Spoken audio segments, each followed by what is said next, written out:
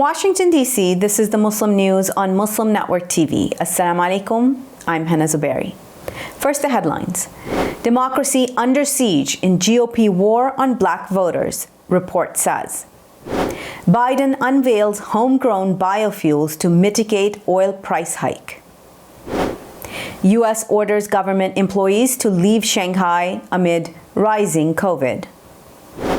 Settlement of Kashmir dispute indispensable, says Sharif. Canadian Muslim group launch legal challenge to Audit. Qatar Islamic Bank's Q1 net profit up 14% to $234 million. And our top story tonight. A right-wing effort to entrench Republican power by dismantling the voting rights of people of color poses a threat to American democracy. That's according to the National Urban League's annual State of Black America report published on Tuesday. The 2022 report cites generations of political tactics such as voter suppression, gerrymandering, intimidation, and misinformation to exclude voters of color. It details how Republican lawmakers are working with political operatives and violent extremists to disfranchise, delude, manipulate, and intimidate voters. The report said 19 states have passed 34 voter suppression laws between January 1st and December 7th, 2021. It is the most significant legislative assault on voting rights since Reconstruction. On Wednesday, Senator Elizabeth Warren and Representative Judy Chu demanded the IRS halt its disproportionate targeting of low-income Americans. They asked the agency to instead focus its attention and resources on wealthy tax cheats. The Democratic lawmakers said that the agency's ability to pursue tax-avoiding wealthy individuals and large corporations is constrained by budget shortfalls. That stems from years of Republican-imposed cuts, they wrote in a letter to IRS Commissioner Charles Rettig, a Trump appointee. Warren and Chu expressed outrage that the IRS has for years used its limited staffing and budget to audit the poor at roughly the same rate as members of the top 1%. A recent study by two IRS researchers estimated the richest 1% of U.S. households don't report 21% of their income. On Wednesday, human rights advocates condemned Republican Texas Governor Greg Abbott for sending a bus of migrants from the U.S.-Mexico border to the nation's capital. The bus arrived outside an office building housing Fox News, which provided glowing coverage of the bus's arrival. Aaron Reichlin-Melnick, senior policy counsel at the American Immigration Council, called it an incredibly dehumanizing and cynical stunt. Reichlin-Melnick said that the event was clearly coordinated closely with Fox News. Last week, Abbott vowed to transport migrants to Washington, D.C. His goal was to show opposition to President Joe Biden's phase-out of Title 42. The order was used by Trump and Biden administrations to expel asylum seekers from the U.S. more than 1.7 million times in the past 2 years. On Tuesday, U.S. President Joe Biden unveiled a new plan allowing homegrown biofuels to mitigate the adverse effect of rising oil prices due to Russia's war on Ukraine.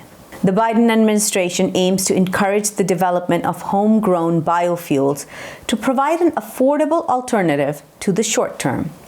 The U.S. Department of Agriculture will provide up to $700 million in funding through its new biofuel producer program. The administration's goal is to build energy independence in the long term by reducing reliance on fossil fuels, the White House said. The U.S. Environmental Protection Agency plans to issue an emergency waiver allowing gasoline using a 15% ethanol blend to be sold this summer. At current prices, the E15 gasoline can save a family 10 cents per gallon of gas on average, the White House said. The U.S. State Department on Monday ordered non-emergency U.S. government workers and their family members to leave Shanghai. The order comes in response to rising COVID-19 cases and restrictions related to the Chinese government's response.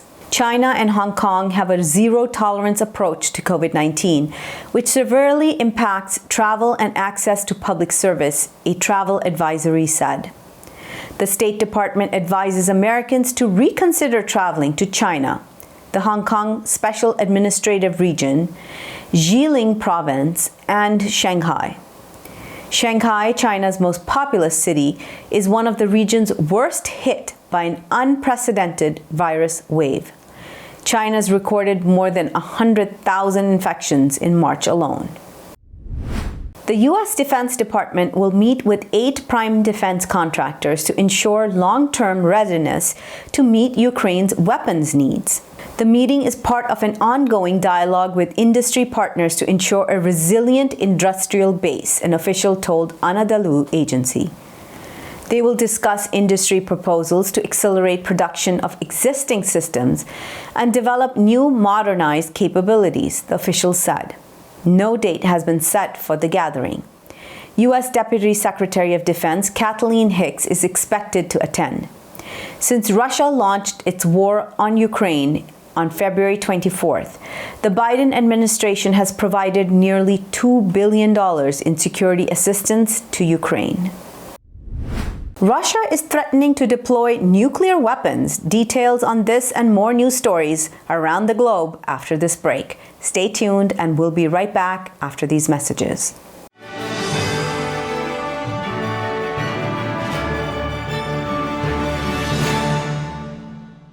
If I could be you, and you could be me for just 1 hour.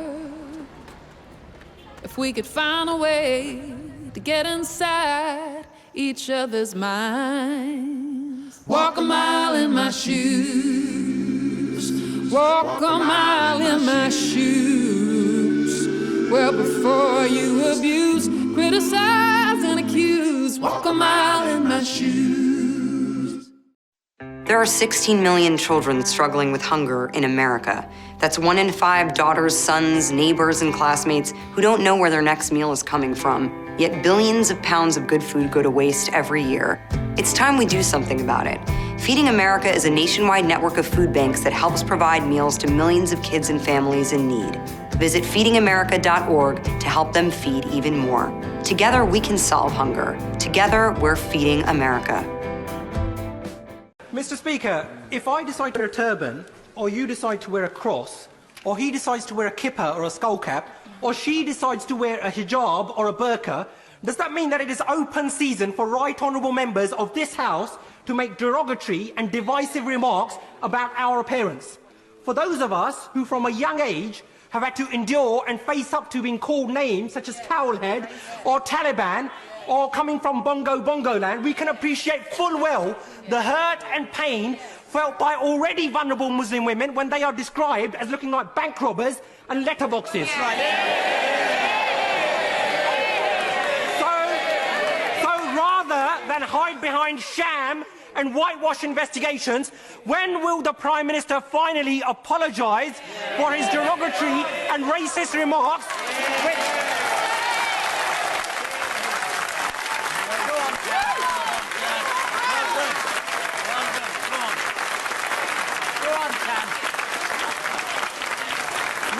Racist remarks, Mr. Speaker, which have led to a spike in hate crime. And given the increasing prevalence of such incidents within his party, when will the Prime Minister finally order an inquiry into Islamophobia within the Conservative Party, something which he and his Chancellor promised on national television?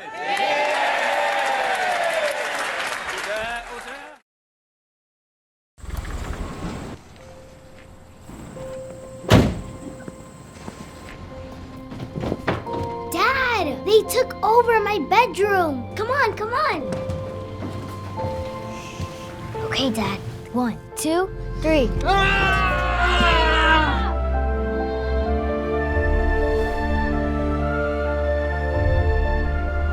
Dad!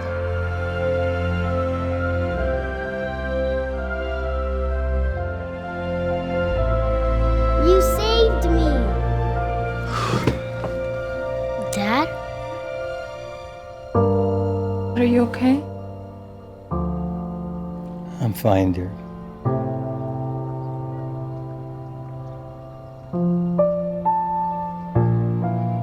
hero needs you now, and AARP is here to help. Find the care guides you need at aarp.org/caregiving.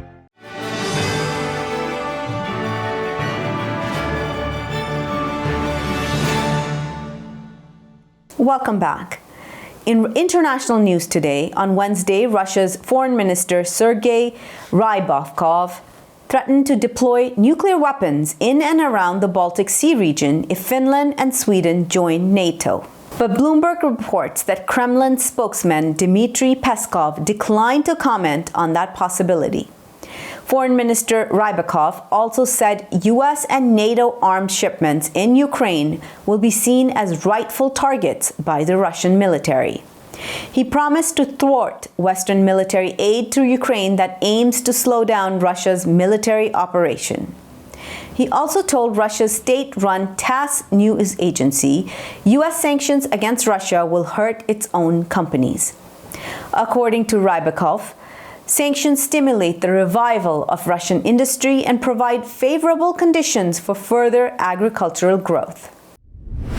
On Friday, an Indian Central Bureau of Investigation court directed former Amnesty International India chief Akar Patel not to leave the country without its permission. The Indian government has sanctioned the CBI's prosecution of Amnesty International.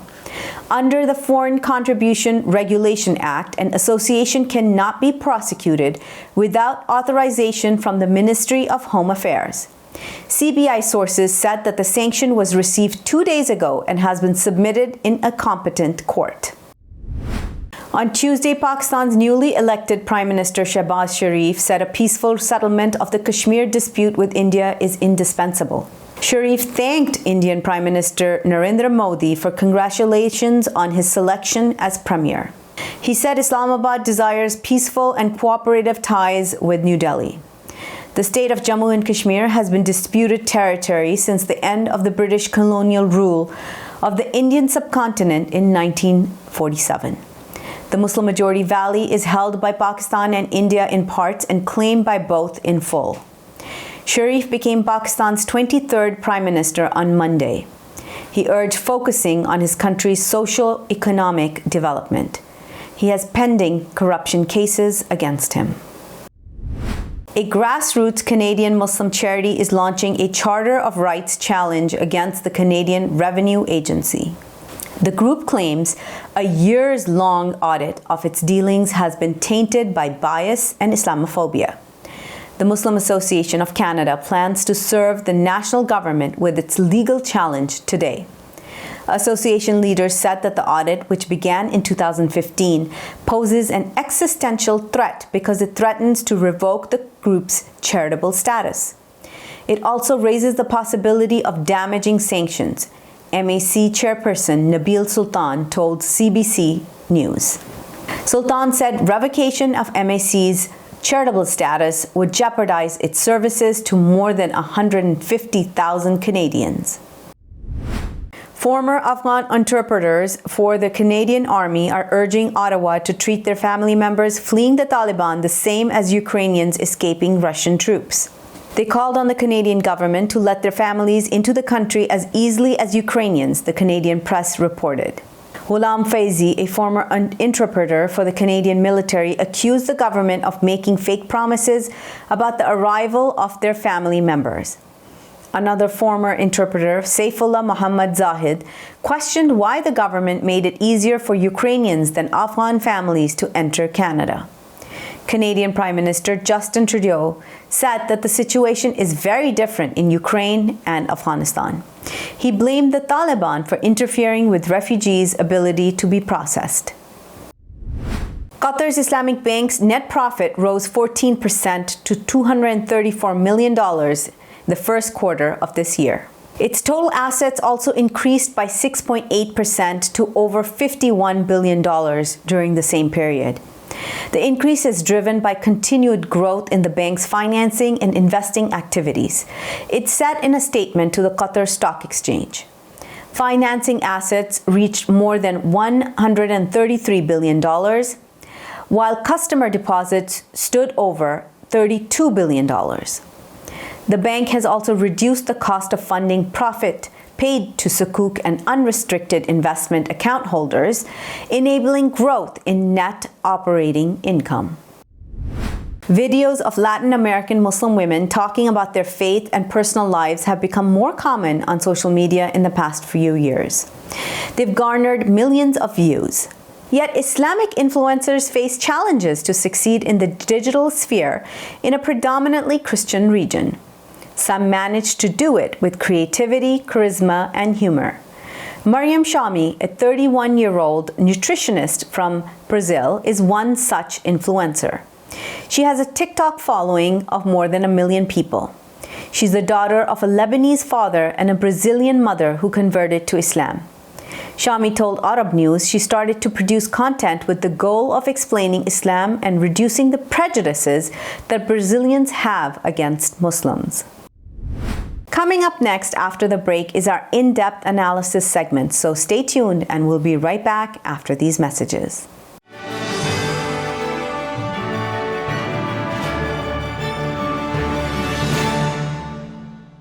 Assalamu alaikum. This is Imam Malik Mujahid in Chicago. Just like you, I was moved by that Allahu Akbar lady.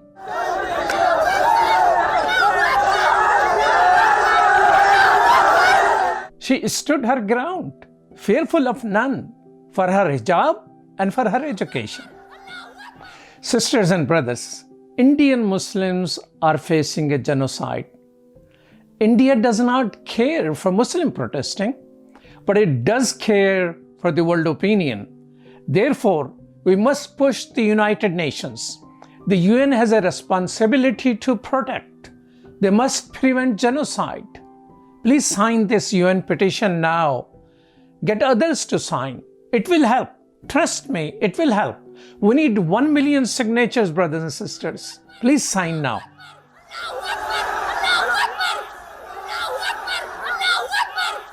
A free 3-minute online chat can give you the personalized tips you need to start boosting your retirement savings today.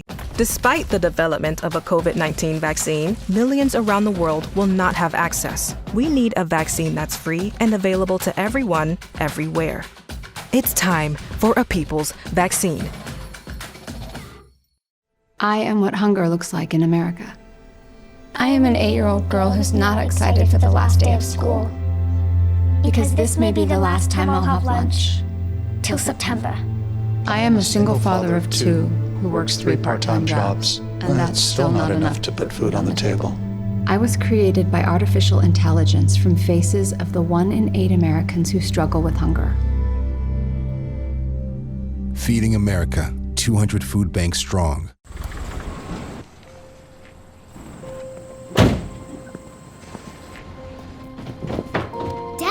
They took over my bedroom. Come on, come on. Okay, Dad. 1, 2, 3.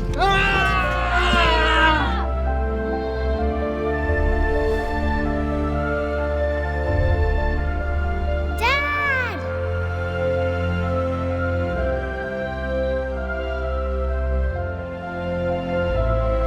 You saved me. Dad? Are you okay? I'm fine, dear.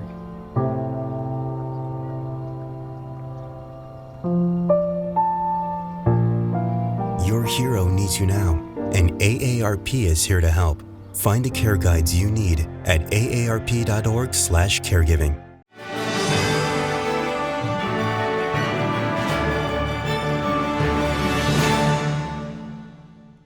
Welcome back. To discuss President Joe Biden's plan to allow homegrown biofuels, let's go to Edward Ahmed Mitchell. Over to you, Edward. Thank you, Hena. Greatly appreciated. And now we'd like to discuss an important development in the news. President Biden has made an announcement about America's energy sector. And to discuss this announcement, what it means for consumers, what it means for the future, we'd like to bring back a special guest, Dr. Fadhel Kaboub, who is an associate professor of economics at Denison and the president of the Global Institute for Sustainable Prosperity. We're very happy to have him back. Assalamu alaikum, doctor. How are you? Alaikum salam. Thank you for having me back on the show. Alhamdulillah, pleasure to have you. So let's dive right in. What did President Biden announce? Let's just start with that. What's the announcement? What is he planning to do? Well, obviously, the announcement from President Biden, from his administration, is really to deal with the inflation pressures that we're feeling in the United States right now and globally, to be honest, and especially the inflation pressure that it's affecting working class people, middle class people, when it comes to transportation costs, energy costs, the gasoline prices in particular, especially as we get ready to go into the summer season, which is when we usually see a much higher level of gasoline consumption because of road trips and summer travel and things like that. So consumers are feeling the pain.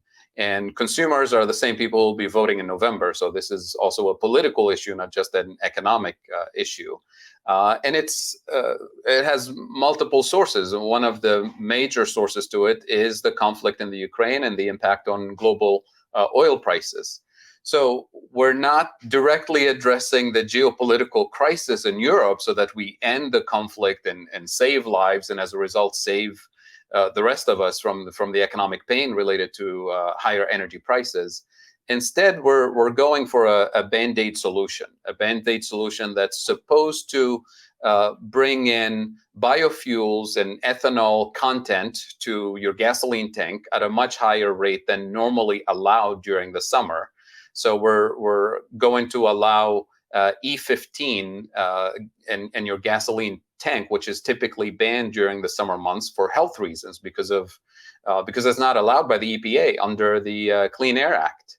So this will be the second time now in the last few years where the federal government is going to allow the use of E15 during the summer. The first time it was in 2019 when President Trump at the time allowed that.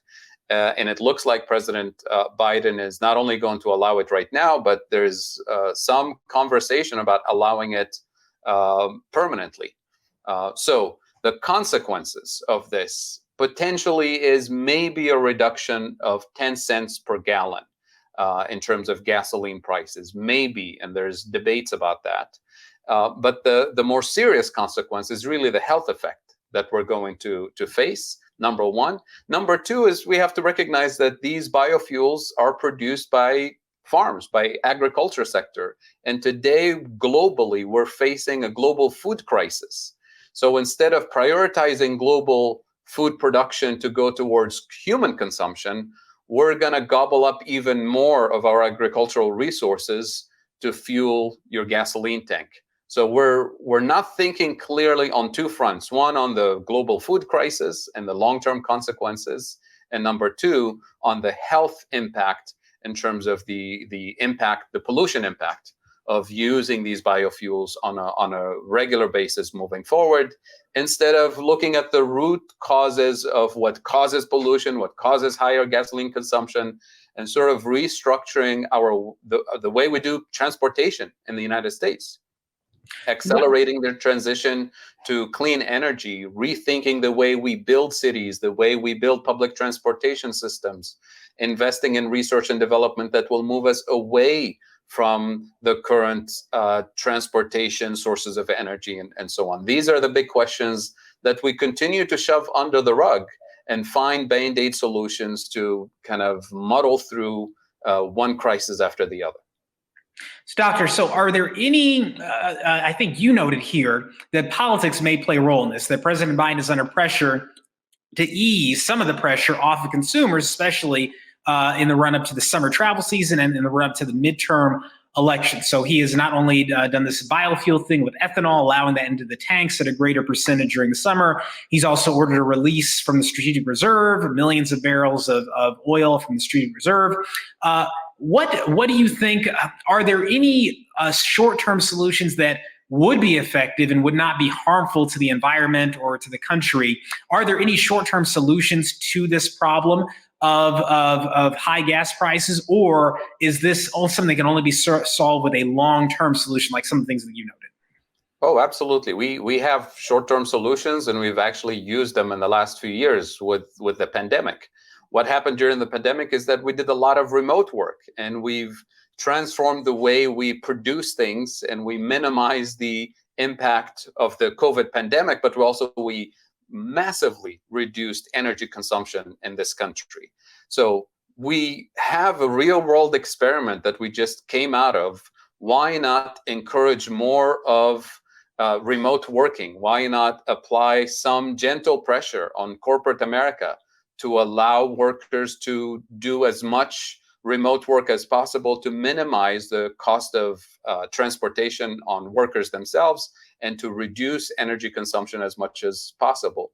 Why not drive additional campaigns and efforts to actually improve our energy efficiency, weatherize homes, create jobs that actually substantially reduce energy consumption, as opposed to continue with the same kind of engine of economic activity that we traditionally use, which is consumerism, which is encouraging more consumption of energy, more consumption of resources for the sake of economic growth. And what we're not recognizing here is that the people who will suffer the most from the inflation effect related to energy costs and the health effects, by the way, are the workers that we're sending back to work. So if we're trying to find short-term solutions, temporary solutions, we're not saying permanently everybody work remotely. This is the best time to kind of use our experience from the last couple of years of the pandemic to say, let's tweak our energy consumption a little bit so that we can, muddle through this second crisis, at least temporarily, but at the same time, work on the long-term solutions, because the long-term doesn't start on the long-term. The long-term start today, the long-term started 10 years ago, and we keep ignoring the real structural solutions because we always try to solve immediate problems and ignore the transformative solutions that are within our reach. We have the technology, we have the resources, we need to get started at scale. So, Doctor, one final question. You've talked about our dependence on foreign oil, essentially, and even domestic oil for energy consumption, that we are so reliant on oil to live, to work, to travel.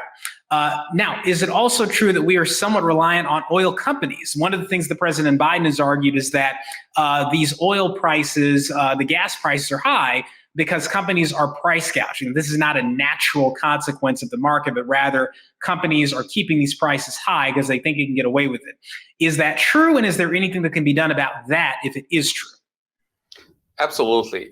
So let me preface this by saying I'm not going to say what I'm saying right now in order to encourage more oil drilling and all that. But if you just zoom in on this issue here, oil companies, energy companies in the U.S. in general have much larger capacity to actually flood the market if they wanted to. They have capacity, and they also have the option to build even more capacity to accelerate the processing of oil into gasoline and other petrochemicals.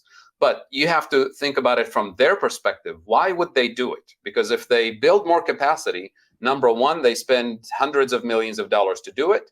Number two, they drive energy prices even lower, which works against their interest. So it's in their best interest actually to hold off and not build additional capacity, keep the market sort of thirsty for more of their product, and enjoy the ride, enjoy the higher prices, which allows them, in a sense, to make up for some of the lost revenue from the last couple of years of the pandemic in the US and globally. So they're essentially using this crisis to show that we can't live without them. And you've heard it from many oil and gas CEOs saying, look, this energy transition, this green energy stuff you've been talking about, look what's happening at the global scale now. You can't live without us. So forget about the energy transition and play by our rules. And President Biden is pushing back a little bit, but really not challenging at a fundamental level the position and the power of the oil and gas industry in the U.S. Yeah. So it looks like, Doctor, you're getting at is that we may be dependent on them right now if we keep this same system. But as you said, you think there are some long-term changes we can need to and should make that would make us not dependent on these companies and whatever they want to do with prices in a time of crisis. Doctor, I want to thank you so much for joining us today and sharing this perspective on this important issue. It's something that's important to every single person because everyone is out there and relying on gas prices in some way or form to heat their house, to travel, et cetera. So thank you for sharing your perspective on this important issue. And we look forward to having you back in the future, inshallah. Inshallah, my pleasure. Thank you. And back to you, Hena. Thank you, Edward. That's all from our Washington studios tonight. Thank you for tuning in. You can find previous episodes and more on our YouTube or Facebook. For more content, keep watching Muslim Network TV or visit muslimnetwork.tv. Assalamu alaikum and good night.